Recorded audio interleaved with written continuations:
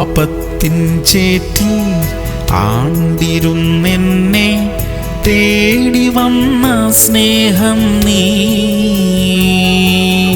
ആർക്കും വേണ്ടാത്ത പാപിയാം എന്നെ സ്വീകരിച്ച സ്നേഹം നീ. 2 തിമോഥെയോസ് 2:24. കർത്താവിന്റെ ദാസൻ ശണ്ഠയിടാതെ എല്ലാവരോടും ശാന്തനും ഉപദേശിപ്പാൻ സമർത്ഥനും ദോഷം സഹിക്കുന്നവനുമായി അത്രേ ഇരിക്കേണ്ടത്. പ്രിയമുള്ളവരെ, നാം എല്ലാവരും ദൈവമക്കളത്രേ, ദൈവദാസന്മാരത്രേ. ദോഷം സഹിക്കുന്നവരായിരിക്കാനും ശണ്ഠ കൂടാതിരിക്കാനും തിരുവചനം നമ്മെ ഉപദേശിക്കുന്നു. അങ്ങനെ ചെയ്യുന്നത് കൊണ്ട് നമുക്ക് ദോഷമൊന്നും വരത്തില്ല, മറിച്ച് അത് നമുക്ക് അനുഗ്രഹമായി തീരും. കാരണം ദൈവമാണ് അങ്ങനെ കൽപ്പിച്ചിരിക്കുന്നത്.